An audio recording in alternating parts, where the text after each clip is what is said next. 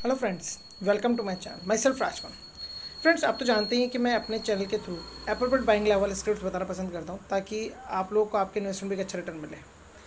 अगर स्क्रिप्ट में डाउनफॉल भी आए तो कम आए और अपर ट्रैक मूवमेंट ले तो short term duration long term duration दोनों ही हिसाब से आपको आपके इन्वेस्टमेंट में एक अच्छा रिटर्न मिल जाए। कितनी बढ़िया स्क्रिप्ट हो, आप मेरे चैनल के थ्रू जान गए होंगे कि हर स्क्रिप्ट में एक एप्रोप्रिएट बाइंग लेवल आता है, तभी उसमें इन्वेस्टमेंट करना चाहिए ताकि हमारा टाइम भी वेस्ट ना हो और हमें शॉर्ट टर्म ड्यूरेशन में भी अच्छा रिटर्न मिले और लॉन्ग टर्म के लिए भी हम अच्छा रिटर्न अपने इन्वेस्टमेंट पे क्रिएट करने की कोशिश करें। तो फ्रेंड्स, आज हम जिस शेयर की बात कर रहे हैं वो है प्रोजोन इनटू प्रॉपर्टीज़।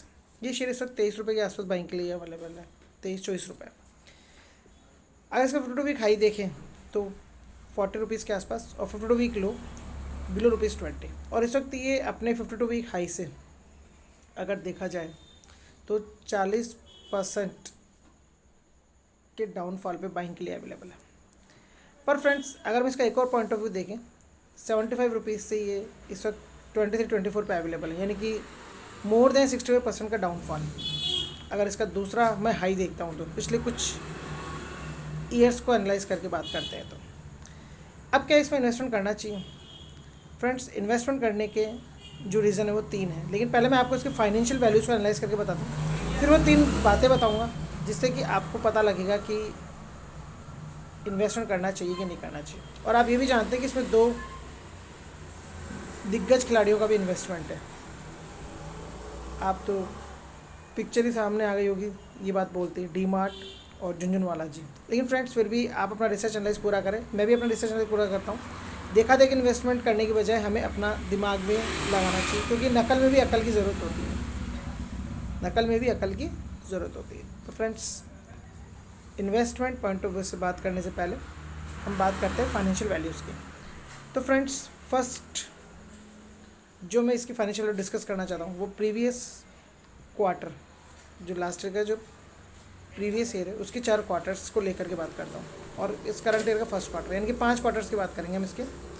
तो लास्ट ईयर का जो फर्स्ट क्वार्टर उसमें नेट इनकम माइनस में 5 crore, approx 5 crore. Second quarter net income 1 crore something. Third quarter again net income minus 1 crore something. Now fourth quarter again net income 1 crore something. तो कंपनी का जो प्रीवियस फर्स्ट क्वार्टर था उसमें performance अच्छा नहीं था, सेकंड में परफॉर्मेंस ठीक, थर्ड में वापस से डाउनफॉल और फोर्थ में वापस से कांस्टेंट और एप्रोप्रिएट परफॉर्मेंस। लेकिन जो फर्स्ट क्वार्टर इसकी बात करें तो 0.19 करोड़, यानी कि 20 लाख के आसपास का नेट इनकम, जो कि प्रीवियस क्वार्टर से कंपेयर करते हैं लास्ट ईयर की जो फर्स्ट क्वार्टर प्रीवियस ईयर का और ये जो फर्स्ट क्वार्टर है करंट ईयर का, तो बेटर 5 करोड़ के लॉस से बेहतर 20 लाख का नेट इनकम। लेकिन अगर प्रीवियस क्वार्टर से कंपेयर करते हैं तो डाउनफॉल।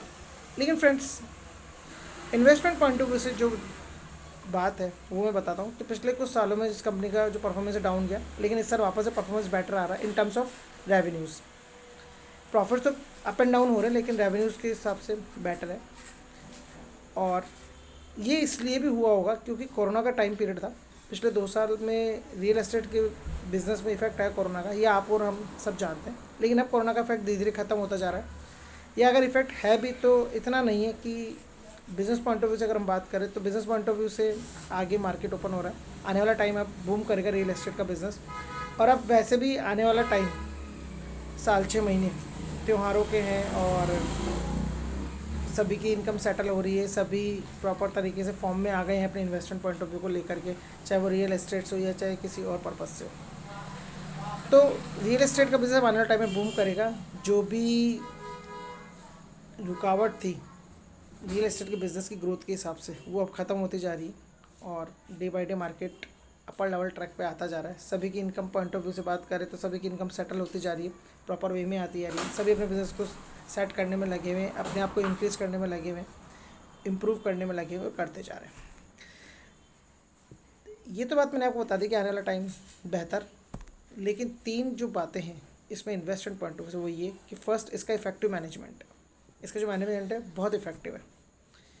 इसकी ग्रोथ के लिए बहुत एफिशिएंट है। Second, real estate. भाई आपके पास लैंड है तो लैंड तो पड़ी पड़ी महंगी होती रहती है, आपको वैसे इनकम जनरेट करती रहती है। और हमें तो शुरुआत में इन्वेस्टमेंट करने से पहले भी यही सिखाया जाता है हमारे घर वालों के थ्रू कि बेटा रियल एस्टेट, गोल्ड, इनमें पैसा डालो।